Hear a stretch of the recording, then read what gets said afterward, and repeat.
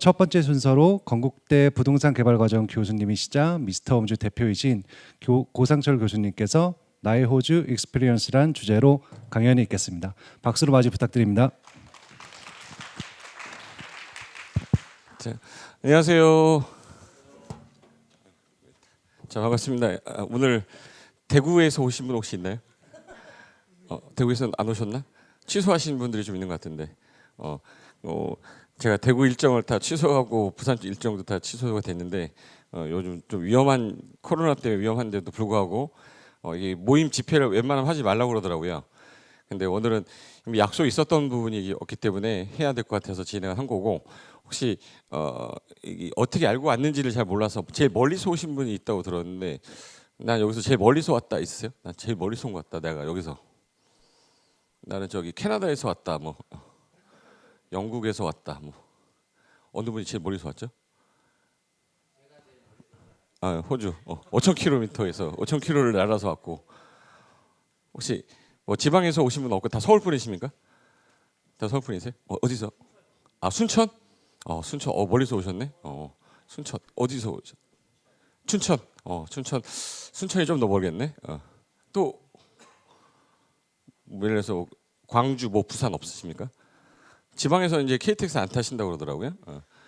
어쨌든 오늘 이제 호주 부동산 관련돼서 우리 뭐 글로벌 부동산이 어떻게 되는지 궁금해서 오신 것도 있을 거고, 자세한 부분은 이따가 우리 이제 김 대표님께서 얘기해 줄 건데, 저는 이제 우리 아들을 둘하고 와이프를 호주에 보내서 현재 기러기로 살고 있는 고상철입니다. 이제 기러기가 돼서 좋은 것도 있었고, 어떤 사람들은 부럽다고 로망이라고 하는데, 맨 처음에 한 3달은 좋더라고요. 3달은 좋았는데 또 어느 순간부터 좀 약간 힘들어지는 시점이 또 있더라고요.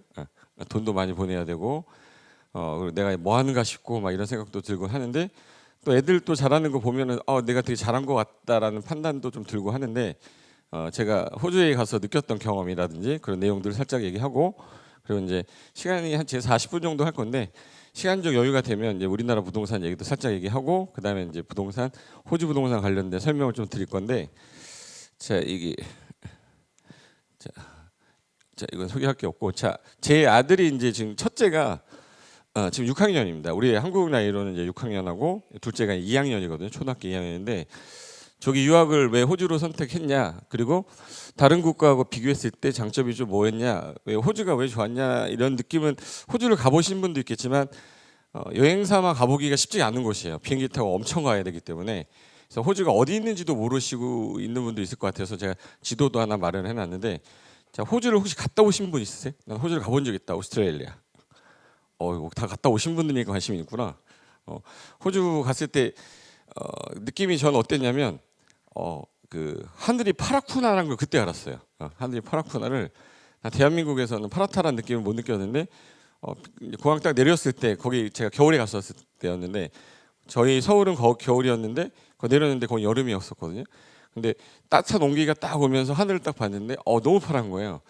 근데 미세먼지 되게 많을 때 제가 비행기 타고 갔었기 때문에 20시간 타고 갔나?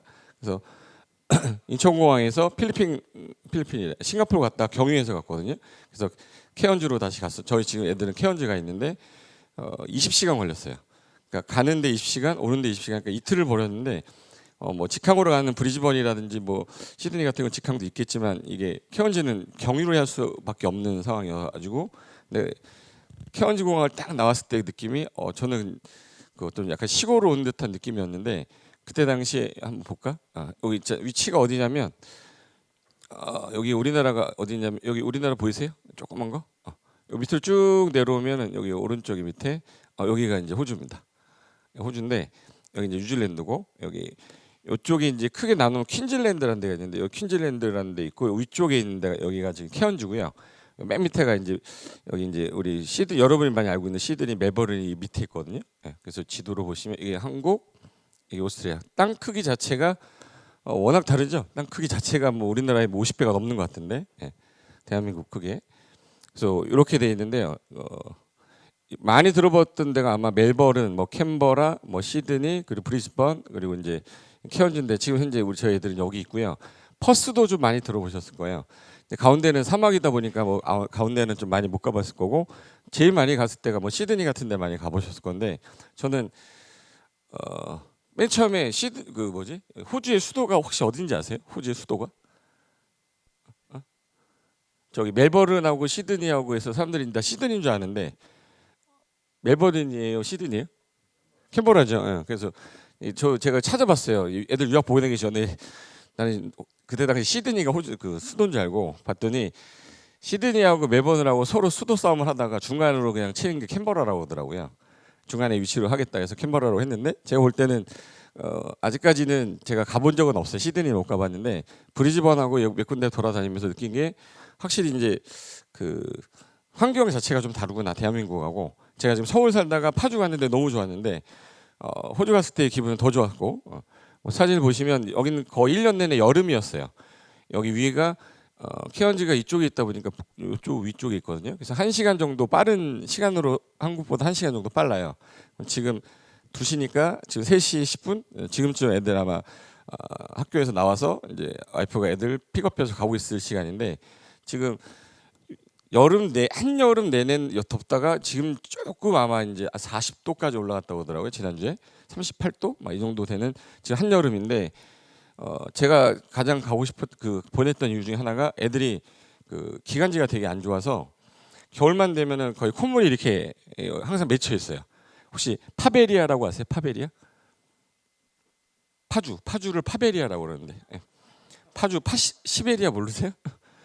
파주를 이제 시베리아라고 안 하고 파베리아라고 그러는데 전원주택 살 때였는데 그때 당시 너무 추웠어요. 너무 추워가지고 항상 영하 12도 막 이런 데 내려왔는 데인데 맨날 이렇게 내려오고 기관지 때문에 비염이 있고 했었는데 지금 한 1년 반 정도 살았는데 비염이 싹 사라졌어. 없어요. 비염 자체도 없고 공기가 일단 여름이다 보니까 그 감기 같은 경우는 거의 걸리지도 않고 있고 맨날 감기 달고 살아서 이비인후과 그냥 달고 다녔었어요. 맨날 병원에 있었고 그랬는데 지금은 뭐 문 열고 나가서 맨날 수영하고 테니스하고 하고 이러고 있으니까 내가 볼 때는 쟤네들한테 천국이죠. 예. 저는 좀 힘들지만 그래서 지금 저희 가기 전에 모습인데 이때는 애들이 좀 말랐는데 갔더니 돼지가 됐어요. 하도 좋아가지고 가기 전에 이제 그 여권 사진 찍어야 되잖아요. 그래서 여권 사진 찍으려고 그때 찍었던 건데 이게 둘째고요. 이게 첫째인데 둘째가 이렇게 돼지가 됐습니다. 그리고 학교에서 무슨 대한민국 무슨 전통 의상을 뭐 입어야 된다는데 갓을 가지고 와야 된다는 거야 한국에서. 그래서 제가 호주 가면서 갓을 들고 가는데 이 갓 때문에 죽는 줄 알았어요. 이 갓 들고 가는데 이 가방에 들어가질 않아가지고 제가 쓰고 다녔어요. 그래서 20시간을 주고 들고 다니는데 그래서 요 사진 한번 찍으려고 제가 갓 들고 왔었습니다. 근데 학교에서 이제 대한민국에 대해서 뭐 알리기 위한 무슨 뭐 문화 행사가 있었나 봐요. 그래서 저 갓이 제일 필요하니까 그래서 갓 들고 가서 있었는데 영어를 공부를 좀 많이 하고 가지 못한 상태였기 때문에 불안도 했고 둘째 같은 경우는 초등학교를 안 가고 바로 그냥 초등학교를 바로 국제학교를 갔기 때문에 언어가 아예 안 됐었어요. 그래서 처음에 이제 딱 놓고 나올 때 어떤 느낌이었냐면 자기는 이제 방에다가 이제 내려놓고 저는 나오는데 이제 애들을 모르니까 말도 안 되고 하니까 자꾸 이쪽을 쳐다보는데 막 이렇게 오더라고요. 그래서 내가 뒤를 돌아보면 제가 울 것 같은 거예요. 그래서 그냥 모른 척하고 쭉 나와서 여기 벽을 딱 도는데 계속 쳐다보고 있는 듯한 느낌이 좀 들더라고. 그래서 둘째가 되게 마음에 걸렸는데 지금 한 1년 반 정도 지나고 나니까 둘째가 저보다 더 잘해가지고 걔는 이제 영어를 하면 걔가 영어로 얘기하면 제가 못 알아듣겠어요. 제가 영어가 안 돼서 뭐 애플 이러는데 얘가 뭐라고 하는지 모르겠는 거야. 근데 얘는 생각 없이 막 영어를 해버리는데 첫째는 약간 생각을 하고 영어를 하니까 늦는 거예요. 한국어로 생각을 다시 한 다음에 영어로 뱉으려고 하니까 확실히 그래서 조기에 보내는 게 맞겠구나. 초등학교 한 4학년 정도까지 다니다 갔기 때문에 한국어에 익숙했던 애가 영어를 쓰려니까 이제 생각을 하더라고요. 그래서 둘째는 적응이 훨씬 더 빨랐던 것 같고 이제 첫째는 적응이 좀 늦었어요. 그래서 먹는 거밖에 몰라요 지금도. 그래서 테니스하고 수영하고 온통 머릿속에 먹는 거밖에 생각이 없는데 지금 이제 여기 케언즈 가면은 그 라군이라고 해서 길 가다가 이제 수영하는 곳이 있거든요. 길 가다가 그냥 수영복 말씀을 그냥 들어서 수영하는 곳인데 여기 옆에는 바베큐 해 먹을 수 있는 공간이 누구나 와서 할 수 있는 공간이 있거든요. 그래서 휴양지 같이 이렇게 만들어 놨는데 물 온도도 이제 적당하기 때문에 밤에도 수영하고 막 그러는 공간입니다. 열린 공간이죠. 공기 공지처럼. 그래서 이제 그래도 거기에도 한국인 애들이 좀 있더라고요. 시드니는 한국 사람이 너무 많고 그래가지고 좀 피하다고 해서 제일 적다고 해서 갔는데 케언즈는 약간 사람이 한국 사람이 좀 없긴 없어요. 예, 덜 하긴 한데 그 중에 몇 명이 좀 있어서 친해져가지고 이날 다 만난 애들이에요. 한국 사람이라고 친해졌던 애들이고 그리고 이제 제가 케언즈 갔을 때 거의 느낌은 지금은 케언즈에서 내년에나 내후년에는 이제 브리즈번으로 옮기려고 생각 중인데 이제 그 나라에 적응이 좀 되고 난 다음에 시내로 들어가는 게 낫지 않겠냐 해서 처음에는 이제 그쪽에 있었는데 지금 현재 대한민국으로 따지면 전라도 정도 느낌 케언즈는 근데 시드니는 이제 서울 느낌 이 정도 나더라고요 느낌이 그래서 고층 건물이 거의 없고 딱 이제 내리자마자 전부 다 3층에서 4층 정도 되는 건물들이 대부분이고 나무들이 있고요 그 유명한 박쥐 있죠 박쥐 예, 우한폐렴 이거 박쥐가 나무에서 날아다니더라고요. 전 태어나서 박쥐를 직접 본 게 그때 처음 봤거든요. 그래서 박쥐 날아다니는 것도 그때 처음 보면서 아 여기는 참 그 훼손이 좀 덜 돼 있구나. 그래서 여기저기 돌아다니다 보니까 또 한국 사람들도 꽤 많은데 거의 대부분의 한국 사람들이 그 영주권을 취득하기 위해서 일을 하는데 그 레스토랑을 하고 있더라고요. 레스토랑을 되게 많이 하고 저기 그 슈퍼를 되게 많이 하더라고요. 그래서 한국 슈퍼가 되게 많아서 이제 거기 들어가서 물어보면서 유아 온 거에 대해서 예를 들어서 투자한 거에 대해서 여기 온 거에 대해서 후회하지 않습니까? 막 이런 거 물어보니까 절대 후회하지 않는다. 뭐 자기 좋다. 뭐 이런 것들 얘기 듣고 이것저것 질문도 좀 많이 해서 그때 갔다 온 다음에 이제 후회는 안 했는데 제가 제일 많이 느꼈던 거는 선생님에 대한 느낌이었어요. 여기 학교 미팅을 갔을 때 선생님과의 미팅 때 느꼈던 게 일단 영어가 제가 짧으니까 안 돼서 많은 얘기는 못했어요. 뭐 물어보고 싶은 건 되게 많은데 이게 안 되니까 근데 되게 뭐라 그러지 아이에 대해서 자기가 어떻게 케어를 해줬으면 좋겠습니까? 원하는 걸 물어보세요라는 식으로 얘기를 하시더라고요. 그래서 원하는 건 많은데 말을 못하니까 좀 잘 케어해 달라고 베리 부탁한다고 얘기했는데 그 제가 초등학교 1학년 우리 큰애를 초등학교 1학년, 2학년, 3학년, 4학년 학기마다 그 휴강을 해서라도 제가 그 선생님하고 면담을 했었거든요. 미팅할 때. 근데 그때 우리 선생님들하고 느꼈던 거하고 좀 다른 차이점이 외국인 애들이라고 해서 뭐 왕따를 시킨다거나 이런 게 있으면 자기네는 확실하게 이런 거 없이 잘 할 수 있다. 그리고 중국 애들도 좀 있고 일본 애들도 좀 많이 있었는데 그 원주민 애들이 약간 거기 쪽에 있는 애들이 좀 세다는 거예요. 그래서 그 황인 우리 동양 쪽 애들을 무시하는 경향이 좀 있지 않겠냐 나는 좀 걱정이 돼서 물어봤더니 애들끼리는 전혀 그런 거 없고 일을 하거나 성인이 뭔가를 할 때 그때 이제 약간 백인 우월주의가 좀 있긴 있지만 학생들이 뭐 얘 동양인이야 얘 흑인이야 이거 가지고 하는 그런 건 전혀 없으니까 걱정 안 하셔도 되고 학교 자체에서도 그런 거를 없애려고 노력을 되게 많이 한다고 그 얘기는 대충은 알아듣겠더라고요. 그래서 그 얘기 들으면서 이 얘기 저 얘기 했는데 그래도 그 선생님이 얘기하는 거 좀 보면서 느꼈던 게 좀 느낌이 좋았고 그리고 저희 첫째가 되게 착해서 그 좀 약간 괴롭힘을 당했다기보다는 좀 약간 순했었습니다. 순해가지고 태권도를 제가 가르치고 막 그 싸움을 가르쳤던 이유가 제가 자빠지고 뭐 그러면 무조건 얼굴부터 쳐라 쓰러지면 흙을 눈에다 던져라 뭐 이런 걸 가르쳤거든요. 왜냐면 맞고 오는 건 저는 못 보겠어요. 때리고 오면은 내가 돈을 들여서라도 치료하겠는데 얘가 너무 착하니까 맨날 맞고 오는 거예요.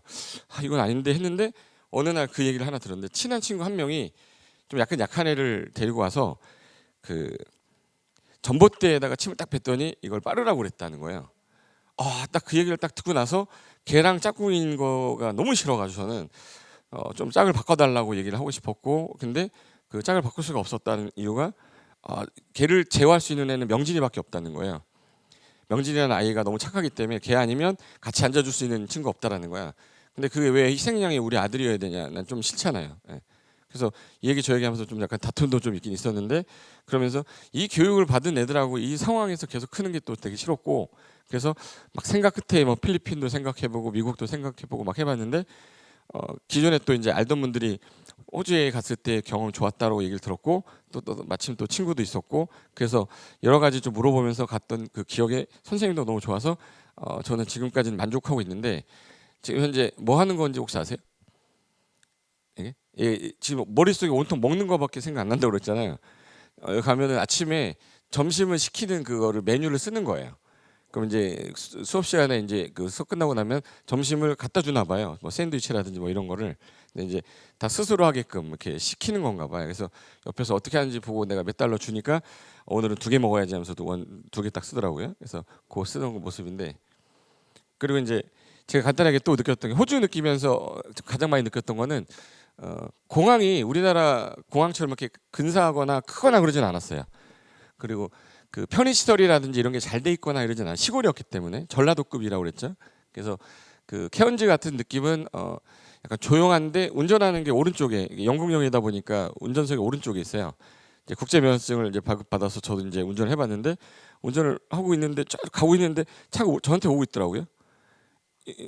운전의 오른쪽 처음이다 보니까 일본하고 똑같이 이제 운전석이 오른쪽에 있으니까 그건 이제 적응 좀 한 2시간인가 3시간 정도 운전하니까 또 적응도 좀 되긴 했는데, 그 운전하다 보니까 거기 교통 체계가 더 이렇게 그 뭐라고 하지, 로터리 형태로 돌아가는 형태로 돼 있는데 제가 느껴봤는데 되게 좋더라고요. 그게 교통 체계가 잘 돼 있는 것 같아.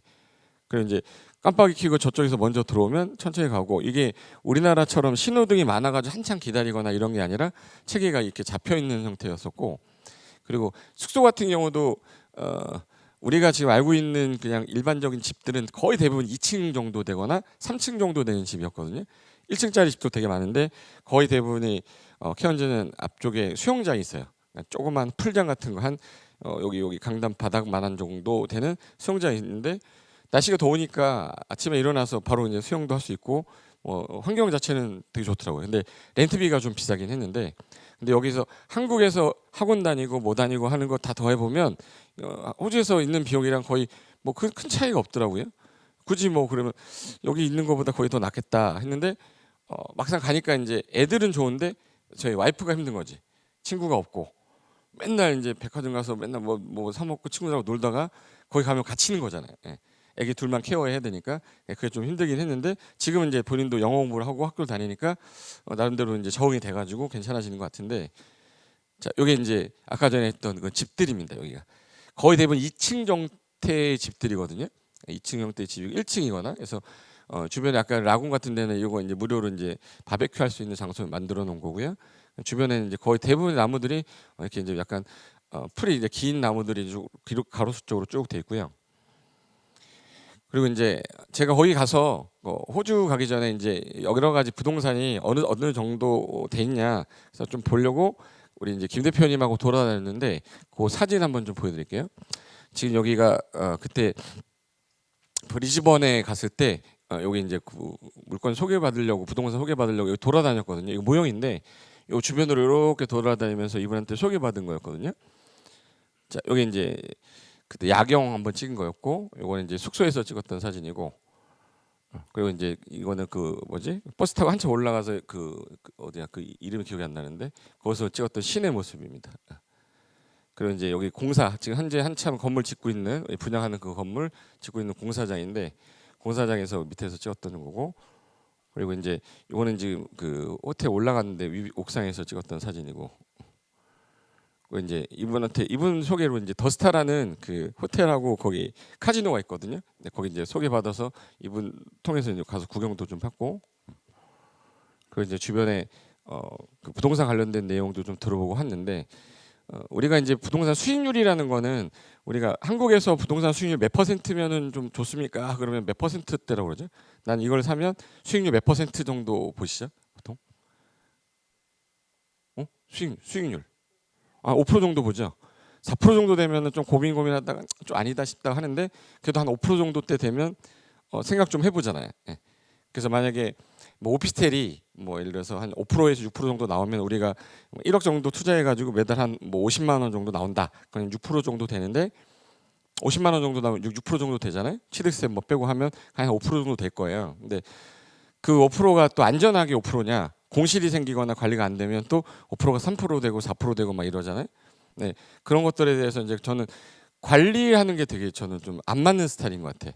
그 분양하는 이런 쪽이 더 맞지, 이게 임대를 관리하는 그런 게 안 맞더라고요. 저는 성격이, 제가 A형인데 A가 3개의 형이거든요. 이제 임차인이 오늘 입금을 해야 되는데 입금을 안 하면 그날 밤에 잠을 못 자는 스타일이에요. 아침에 분명히 준다고 했는데 저녁에 안 들어오면 전화를 해가지고 너 왜 안 넣었어 해야지만 잠이 오는 스타일이라 그 스타일이 안 맞는 것 같아요. 그게. 그래서 근데 그런 게 또 좋은 사람이 있나 봐. 임차인한테 전화해서 돈 넣으세요 막 하는 게 너무 좋아하는 사람이 있나 봐. 근데 그 사람들한테는 그게 되게 맞는 거고 저한테는 그게 또 안 맞더라고요. 그래서 막 이렇게 뭐 여러 가지 물건을 가지고 임대 관리 한다거나 이건 저는 성격이 안 맞아서 차라리 사고 팔고 이런 형태가 또 맞는데 자기 성격이 또 맞아야죠. 호주 부동산도 마찬가지로 이따 설명을 들으시겠지만 수익률이 몇 퍼센트냐 그리고 여러 가지 뭐 장단점이 있을 거예요. 그리고 환차익이라는 것도 있고 만약에 지금 현재 환율이 좀 안 좋았을 때 샀다가 좋아졌을 때 또 이제 팔면 환차익이라는 것도 있고 여러 가지 뭐 장단점이 있겠지만 이따가 궁금한 사항들에 대해서는 여러 가지 이제 물어보시면 되는데 제가 개인적으로 그냥 호주 부동산을 봤던 느낌은 그 제가 가서 살고 싶다라는 느낌이 좀 들었어요. 그러니까 이민을 가는 거는 저는 좀 힘들고 기존에 벌려놓은 일이 있어서 중간에 벌려놓은 일이 좀 잘못돼가지고 망하면은 도망가기 위해서 갈 수는 있겠지만 저도 이제 서울에서 왔다리 갔다리 하면서 왔다리 갔다리 해야 될 것 같은데 지금 제가 가장 하고 싶은 거는 애들이 3년을 보고 갔었거든요. 3년을 보고 갔었는데 거기서 계속 있고 싶냐라고 물어봤더니 계속 있고 싶다고 그러더라고요. 그래서 한국에 왔을 때는 좀 이렇게 좀 놀고 다시 호주 가서 자기는 계속 공부를 하고 싶다고 하더라고요. 이제 어린애 큰애도 그렇고 둘째도 그렇고. 근데 대학교를 그쪽까지 뭐 있다가 올 건지 안 올 건지 결정하지는 않았는데 아이들에 대한 만족도는 되게 좋았었고 그리고 이제 와이프도 남대로 이제 적응이 되니까 괜찮았는데 힘든 거는 남편만 힘든 거죠. 예. 돈을 매달 보내야 되는 것도 있지만 혼자서 뭔가를 또 해야 되는 또 이쪽에서는 또 일을 하면서 왔다리 갔다리 하려는 게 그게 좀 힘들긴 했는데 나름대로 이제 직항도 생기거든요. 브리즈번 같은 경우는 이제 이전하면 직항이 생기면 한 12시간이면 되니까 아침에 갔다가 저녁에 보고 그 다음날 아침에 또 올 수 있기 때문에 한 이틀만 있어도 왔다리 갔다리 할 정도가 될 수 있는 거리가 돼버렸기 때문에 예전에 진에어가 가는 게 있었었는데 그 땅콩 해양 사건 이후에 없었다고 그러더라고요. 그래가지고 그 땅콩 던진 것 때문에 왜 우리가 피해를 봐야 되는지 직항 없어져가지고 이제 뭐 트랜스퍼 해가지고 계속 다니고 있지만 제가 나름대로 호주는 매력이 있는 도시고 전 세계에서 좀 약간 부자들이 제일 이민을 가고 싶어하는 나라 중에 하나가 또 호주고 그리고 부동산 제가 관련돼서 여러 가지 이제 뭐 논문이나 서적 보면 부동산 시장이 제일 깨끗한 나라가 전 세계 1위가 영국이고요. 2등이 호주. 우리나라가 40인가 그래요. 중국이 32인가 그러는데 우리나라가 40입니다. 그러니까 대한민국 부동산이 40이라는 거는 어떻게 보면은 대한민국 부동산 시장은 되게 약간 아직까지도 사기성이 되게 많고 농후하고 약간 믿지 못하는 게 많은데 영국이라든지 뭐 호주 같은 경우는 뭐 전 세계에서 1, 2위 하는 나라이기 때문에 부동산에 대해서만큼은 그래도 약간 좀 안정성이 좀 있지 않겠냐 그런 생각이 좀 들었고 제가 40분까지로 하겠는데 일부러 제가 좀 빨리 했어요. 지금 시국인 만큼 대한민국 부동산도 좀 잠깐 얘기를 해야 될 것 같아서 좀 아쉬우세요? 별로 안 아쉬운 것 같은데 이게 분위기가 이렇게 비협조적으로 나오면은 아쉬운데요 막 이래야지 뒷장을 넘어가는데 예, 그럼 한 장 더 하겠습니다. 한 장 더 하겠습니다. 여기가 우리 1216인데 1216 주택 안정화 방안이라고 해서 나왔잖아요. 제일 먼저 크게 나왔던 게 파리 대책, 두 번째가 9.13 대책 큰 게 그리고 이제 1216인데 총 18번 나왔는데 어제 또 수원이 또 당연히 지난주에 제가 강의할 때 있었던 분 있었죠. 수원 분명히 지정될 거라고 했는데 당연히 지정됐죠. 대상 지역 지정됐는데 막차 탄 사람들은 이제 또 끝났죠. 수원 탄 사람들은. 근데 18번째 정책이 나왔다는 얘기는 18번째 정책이 다 실패했다는 뜻이잖아요. 성공했으면 왜 19번째가 또 나오겠어요. 정책이 잘못됐다 이런 뜻은 아니고 현재 이 정책이 나오고 있는데 이 정책이 나왔을 때 우리가 어떻게 움직여야 될 거냐. 예를 들어서 저는 이제 대한민국의 부동산에 대해서 투자를 할 때도 마찬가지고 외국 부동산을 투자할 때도 마찬가지고 일단 안전성이 있어야 된다고 저는 생각하거든요. 내가 만약에 이 금액을 여기다 투자했을 때 어느 정도의 불안정을 갖고 있지 않으면 투자 수익은 당연히 없을 거예요.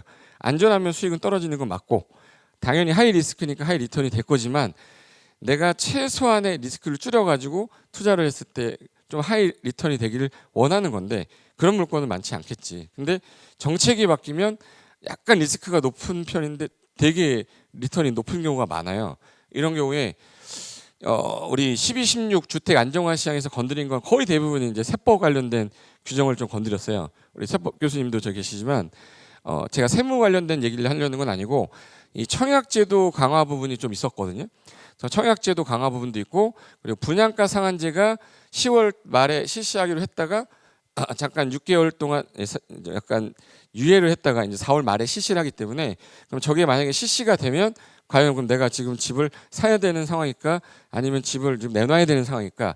내 청약 통장 있으면 청약 통장을 지금 갖고 있어야 돼, 써야 돼 이런 거에 대해서 생각은 한번 해봤으면 좋겠다 해서 요거를 말을 했는데 지금 현재 우리나라 12, 16에서 실시하는 것들이 거의 다 6월 달에 다 실시돼요. 6월 달 안에. 그러니까 다 상반기에 실시되는 건데 여기 8월 달에 실시되는 9월 달에 실시되는 일몰제 제외하고는요. 거의 대부분 이제 올해 상반기에 실시되는데 이게 안 되면 또 6월 달에 뭔가 또 20번째 정책이 또 나오겠죠. 근데 그 전까지 가장 큰 이슈는 요거라고 보시면 되는데 여기 불법 전매 시장 청약제도 좀 약간 좀 세게 했고 요게 이제 가장 큰 이슈입니다. 4월 말에 민간 택지 분양가 상한제 유예 기간이 종료가 되기 때문에 이 종료되는 시점이 4월 말이라 그럼 저게 4월 말에 종료가 되면 이 아파트 시장이 예를 들어서 주택 시장이 어떻게 변화될 거냐 지금 뭐 유튜브라든지 어떤 뭐 세미나에서 막 선생님들 말을 하실 거 아니에요? 그분들하고 저도 생각이 똑같은 것도 있겠지만 저도 다를 수도 있고 하는 거니까 이건 저의 사견일 뿐이지 뭐 맹신을 해라 이런 뜻은 아닌 겁니다. 자 여기 이제 구간별 뭐 담보주택 요거 얘기하려는 게 아니고 제가 요거 하나 보여드릴게요. 이거 왜 이걸 보여드리냐면 2018년 18년도에 9.13 대책이 나올 때 엄청나게 센 규제를 만들면서 9.13 대책이 나왔으니까 그때 9.13 대책은 대출 규제였죠. 그래서 이제 집값이 떨어질 거다라고 막 이제 폭망할 거다 막 유튜브에 막 올라올 때 제가 그때 한번 인터뷰를 한 적이 있는데 인터뷰를 할 때 집값 오를 것 같다고 저는 했었거든요. 오를 것 같다라고 했고 그냥 제 생각을 얘기한 거였고 혹시라도 기회가 되면 제가 볼 때는 이게 또 기회가 돼서 분명히 한 3, 4개월은 잠잠하다가 또 오를 것 같다. 지금 사야 되는 시기 아니겠냐라고 얘기를 했는데 폭탄 맞았어요. 여기 서울 지역 아파트 값은 오를 것 같습니다라고 해서 제가 18년 10월 10일이죠. 여기 지금 이게 40만이 넘게 봤을 건데 악성 댓글이 한 500개 달렸어요. 그 욕을 되게 많이 먹었어요. 왜 욕을 먹었냐면 네가 뭔데 집값 올리는 조장을 하느냐는 둥 뭐 이렇게 해서 여기 제가 집값 폭락은 없을 것 같다. 특히 서울은 그렇다. 뭐 어쩌고 이렇게 썼는데 여기 보시면 댓글 쓴 거 보시면 욕을 얼마나 해놨냐면 저것도 교수라고 뭐 이렇게 뭐 불안한 게 보다 뭐 그리고 뭐 네 쌍판대기는 기억해두겠어. 나중에 보자. 뭐 이런 식으로 막 써놨길래 제가 캡처해놨어요. 제가 A형이라고 그랬잖아. 네. 그래서 나중에 오르면 다시 이제 추적을 하더라도 어떻게 해보려고 막 이거 다 제가 캡처 다 해놨거든요. 캡처 파일만 되게 한 10개가 넘는데 저거를 10월 10일 날 이후에 근데 조정이 좀 돼가지고 집값이 좀 약간 안정화되더니 그 대출이 안 나오니까 예를 들어서 대출을 LTV가 70%였던 게 40% 떨어지니까 사람들이 대출이 많이 안 나오니까 대출 안 나오면 집 못 사잖아요. 근데 현금 부자들은 대출이 의미가 없잖아요. 뭐 35, 50억인 사람들은 그냥 주워 먹는 거지 뭐. 그 사람들이 줍줍이 나타나면서 집 가격이 또 올라가니까 또 19년 1월 달, 2월 달에 또 집값 막 올라갔죠. 5월 달까지 계속 올라가니까 안 되겠다 해서 또 나온 거 아니야. 12월 13이. 그래서 그 이후에 이제 뭐 댓글 보니까 그때 내가 뭐 잘못했다 뭐 이런 글도 있더라고요. 근데 그 와중에 또 글을 잘 쓰는 분들은 또 잘 써요. 여기 보면 여기 있다. 두리뭉실하게 눈치 보면서 이야기하는 것보다 일단 짜증나고 답답했는데 시원하게 분석해주니 조금이라도 좀 이해가 가는데요. 좋은 정보 줘서 너무 감사합니다. 이런 분들이 잘 되는 분들이에요. 예. 뭐 저런 글을 저렇게 써줘야지. 뭐 쌍판대기 기억 안 보인다고 막 하는 분들이잖아요. 예. 그래서 제가 요거 쓰고 난 다음에 한참 뒤에 이제 또 고민했던 게 정책이 나오면 어떻게 움직일 거냐, 시각이 어떻게 변화해야 되냐, 뭐 이런 거에 대해서 생각해봤는데 요거 한번 볼까요? 요번에 우리가 3기 신도시가 만약에 이번에 분양이 나오면 분양 물량이 제일 많은 데가 어딘지는 아시죠? 어디가 제일 많죠? 남양주가 6만 세대가 나오고 그다음에 하남 같은 경우 3만 2천 그리고 부천대장하고 여기 더해가지고 여기도 한 6만 세대 나오거든요. 근데 그 중에 청약을 만약에 한다 그러면 청약 제도를 이번에 좀 개정한 게 옛날에 1년을 거주했어야 되지 그 해당 시 우선 그 공급을 받을 수 있었는데 그 2년으로 바뀌었어요. 그러면서 지금 현재 위치가 가장 좋은 데가 어디예요? 그러면 그래도 강남권 GDP 제일 가장 좋은 데가 어디죠? 하남이다 보니까 뭐 남양주보다는 하남이 당연히 높겠죠. 청약 경쟁 엄청 높을 건데 과천은 거의 뭐 꿈을 못 꾸죠. 7,000세대밖에 안 되기 때문에 한 청약 한 75, 9점, 80점 이상 아니면 거의 안 된다고 보셔야 돼요. 예.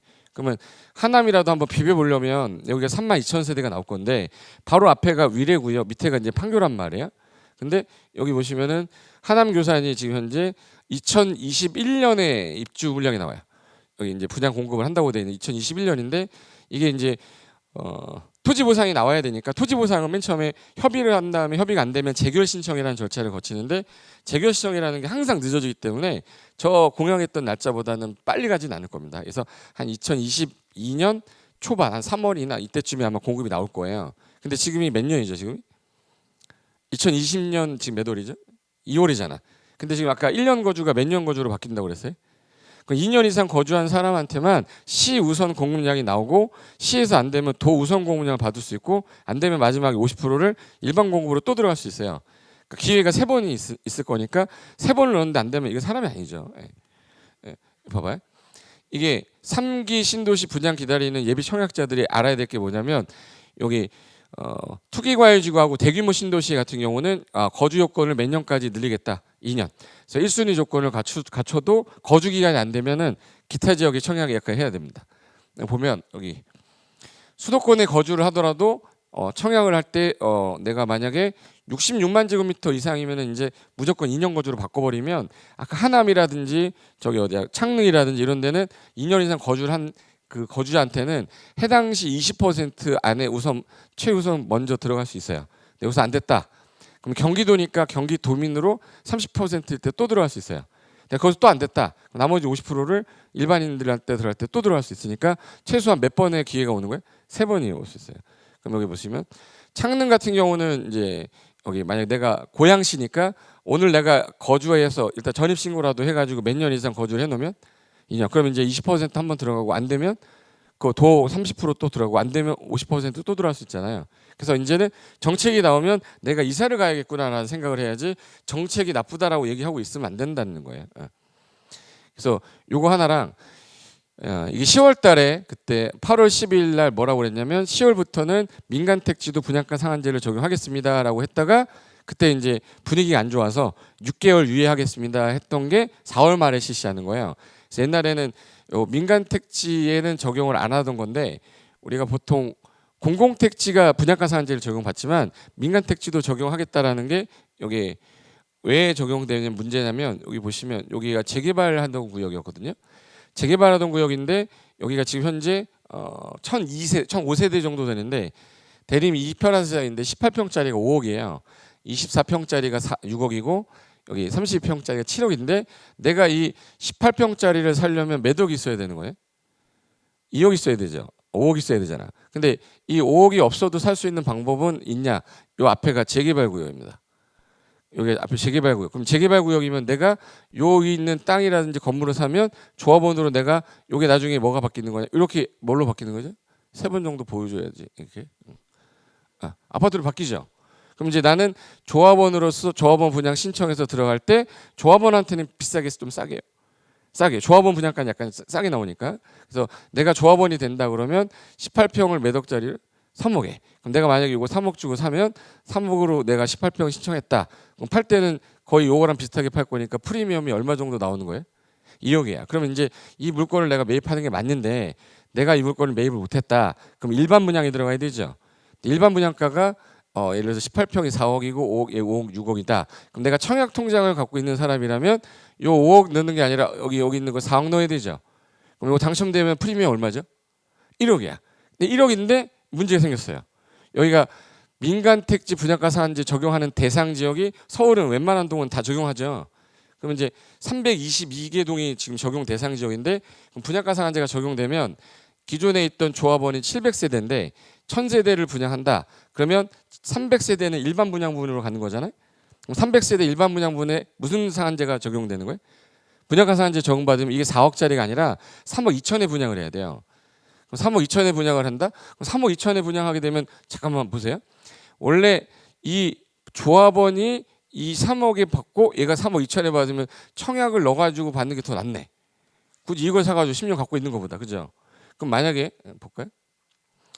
이 서울시 집값이 지금 이제 저게 실시되면 어떻게 될 거냐?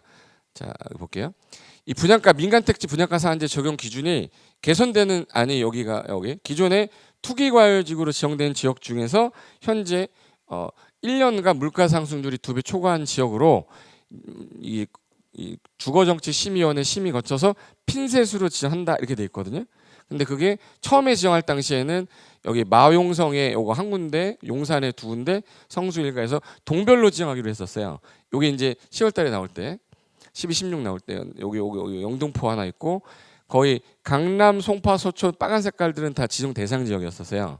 근데 요게 지금 현재 12, 16 바뀌면서 몇 개로 바뀌었냐면 322개 동이에요. 그럼 서울시는 거의 전역이 그냥 다 민간 택지도 다 못 때리는 거예요. 분양가 상한제 적용하는 겁니다.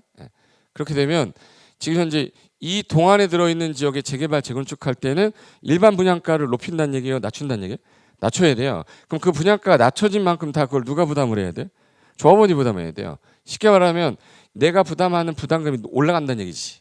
보시면 자, 조합원 분양가가 지금 3억이었는데 내가 3억에 분양받는데 요게 아까 전에 그 동네에 해당되는 거면 얘가 분양할 때 4억이 아니라 3억 2천에 분양하게 되면 청약을 갖고 있는 사람 입장에서는 피가 1억이 아니라 1억 얼마가 되는 거예요? 1억 8천이 되는 거죠. 청약 통장 있으면 저 넣어야 돼, 안 넣어야 돼? 넣어야죠. 그럼 통장 갖고 계신 분 있으세요? 이게 비협조적으로 나올 거야? 예. 있으면서 없는 척 하는 거죠 지금. 예. 청약 통장 갖고 있는 사람 입장에서는 저 1억 8천인데 어디 가서 1억 8천을 필요를 가져가? 예. 그럼 이제 청약 수요자가 점수도 안 되는데 헛된 꿈을 꾸기 시작해요. 헛된 꿈을 안 될 거 뻔한데 혹시나 하면서 그럼 이 사람들이 집을 삽니까? 집 안 사지. 예. 왜 집을 안 사? 저런 거 나오면 넣어보려고. 그럼 이제 집을 안 사면 뭘로 들어가는 이 사람들? 전세 들어가요. 전세 들어가면 이 사람들 전세 들어가면 전세는 이제 가격 올라가겠죠. 그래서 요즘에 전세 대란 온다가 저 말이거든요. 예. 그럼 여기서 요 중간에 나온 요 8천만 원이 늘어난 건 누가 부담해야 돼요? 그럼 누가 부담해야 되는 거예요? 조합원이 부담해야 돼. 그럼 사업이 진행돼야 됩니까? 진행하면 안 됩니까? 안 되죠. 그럼 재개발 재건축은 메리트가 없어지는 거예요. 이거는 재건축 재개발을 했을 때 일반 분양분이 많은 데를 말하는 거예요. 뭐 1대1 재건축은 일반 분양이 없으니까 상관이 없는데 뭐 둔촌동 같은 경우는 5,000세대인데 15,000세대지면 거의 10,000세대가 일반 분양분이잖아요. 그럼 걔네들 같은 경우는 이것 때문에 끝나는 거예요, 그냥. 그러니까 무조건 관리처분인 걸 빨리 받아야 되는 거죠. 그러면 이제 제가 그 욕을 먹었던 것처럼 요거 청약 준비해야 됩니까? 하면 안 됩니까? 이제 4월 말이 되면 민간택지 분양가 상한제 제거한대요. 그럼 재건축 재개발이 서울 시내에 엄청 많을 거 아닙니까? 그럼 내가 청약 통장 써야 돼요. 이제 통장 준비하고 있어야 돼. 준비해야죠. 준비하게 되면 전세는 어떻게 되겠네 이제? 대란 되겠죠 이제. 전세 가격이 올라가면 또 집값 올라가겠죠. 서울시 집값이 잡힐 수가 없어요. 그리고 재개발 재건축 조합원이 돼야 돼요. 이제 빨리 던지고 다른 거 해야 돼요. 이게 1대1 재건축 이런 거 아니고 분양분이 많은 지역이 아니면 분담금이 늘어날 거 아닙니까? 그러니까 그런 건 생각을 좀 하셔야 될 거고 건설회사는 공급을 할까 안 할까? 민간택지에다가 공급을 안 하죠. 민간택지 분양가 상한제 떨어지면 자기는 남는 수익이 없는데 그래도 이미 하던 사업은 진행하겠지만 새로운 건 안 할 확률이 높다는 거죠. 그리고 그럼 예를 들어서 전 이제 용목을 가고 돼 있어. 또 이제 상반되기 어쩌고 또 누가 하겠지. 근데 이거야. 신규 주택을 안 지을 거란 말이야. 서울 시내에서 그럼 건설회사 집을 짓겠냐? 안 짓겠죠.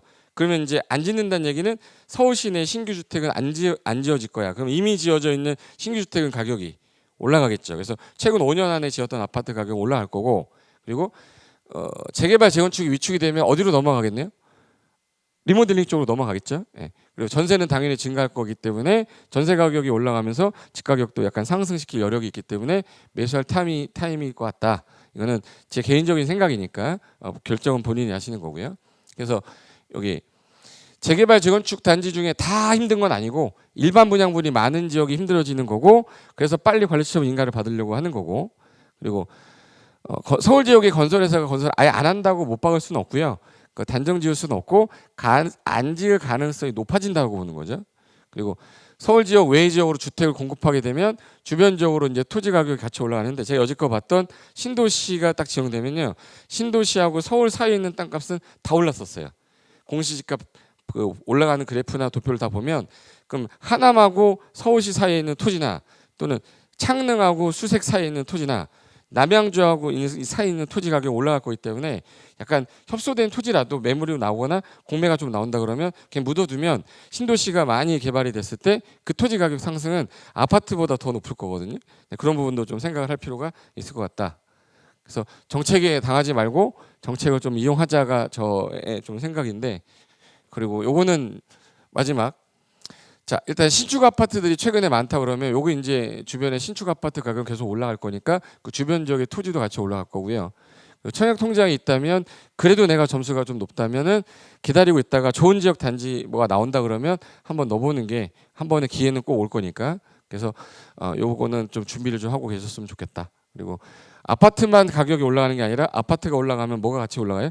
토지도 같이 올라가기 때문에 아파트에만 너무 신경 쓰지 마시고 토지에도 좀 신경을 쓰시는 게 좀 낫지 않을까.